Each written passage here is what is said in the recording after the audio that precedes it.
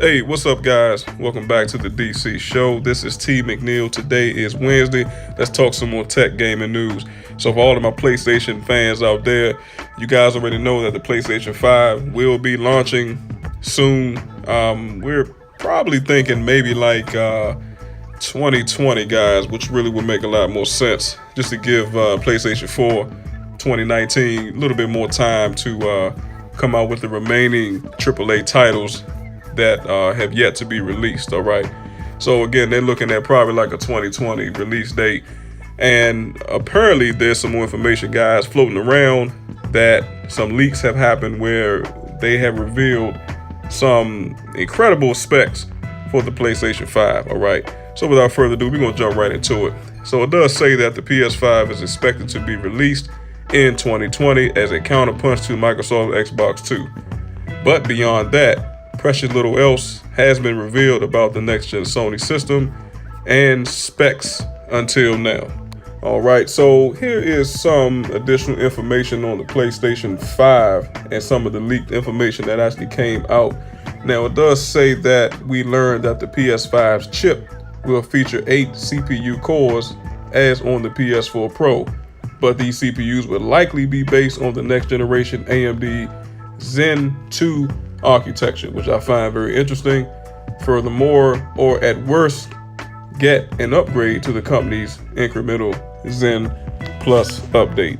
So I did mention before, guys, a long time ago, as far as the PS4 Pro's technical specs, I did say that the PlayStation 5 and the PS4 Pro is not going to be that much different from one another.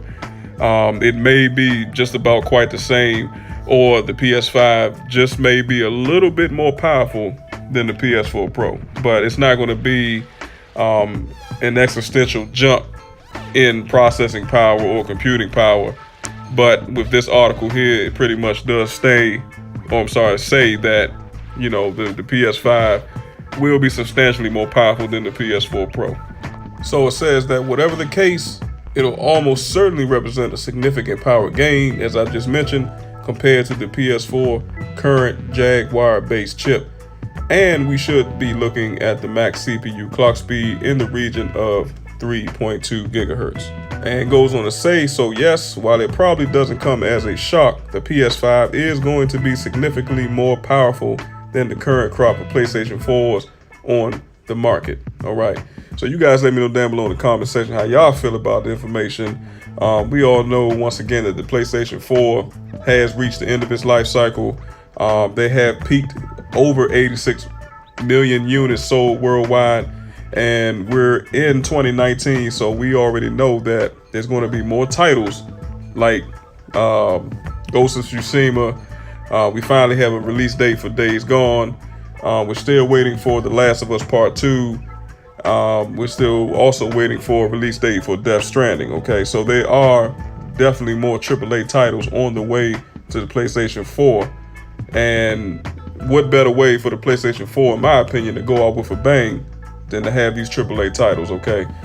Especially, again, considering the fact that it's the end of the life cycle. So when PlayStation 5 starts up, you know, it's like starting fresh all over again, all right?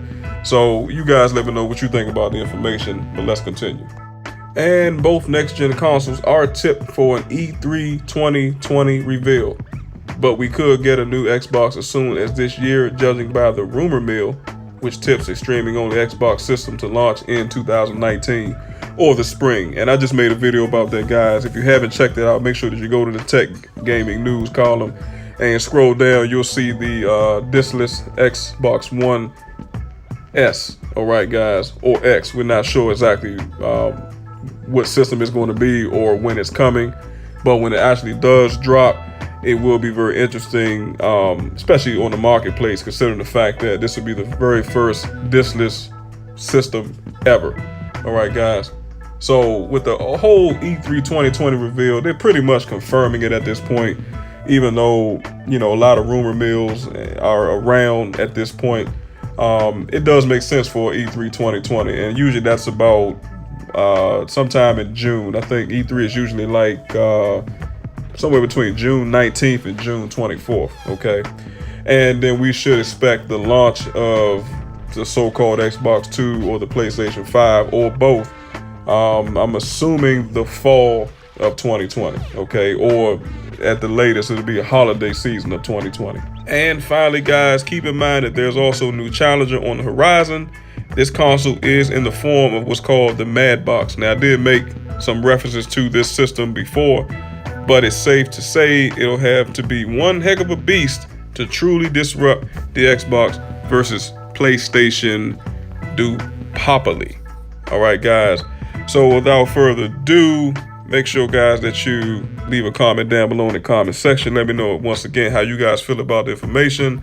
That Mad Box, guys, it's not a lot of info on it right now, but some of the rumors going around is saying that it's going to be possibly running 6K or even 8K formats. All right, and we already know that PlayStation 5 and the Xbox 2 or whatever it's going to be called is probably not going to be able to run those type of resolutions as of right now. It's a possibility, but you know, I don't see Sony and Microsoft jumping to the 8K bandwagon anytime soon, especially considering the fact that the PlayStation and Xbox brands barely are getting 4K off the ground, okay? And really, I don't even think that the overall market is ready for 4K. I'm sorry, 8K. All right, guys. I mean, like I said, 4K is just barely getting off the ground. That's still a relatively new technology. So I think we're getting a little bit ahead of ourselves when we talk about 6K and 8K. All right, guys. Like I said, with the E3 2020 reveal, you know, I can't wait for it to happen. I'm pretty sure that it will. And again, you know, what do you guys think about the PlayStation 5? Will you be copping one, or will you get the next Xbox, or what are you going to do? Keep in mind that there will be different versions of the Xbox consoles, as well as I'm sure Sony eventually will drop not only the PlayStation 5, but the PlayStation 5 Slim. All right. Let me know what you guys think about a price point. What do you think, you know, these consoles should cost?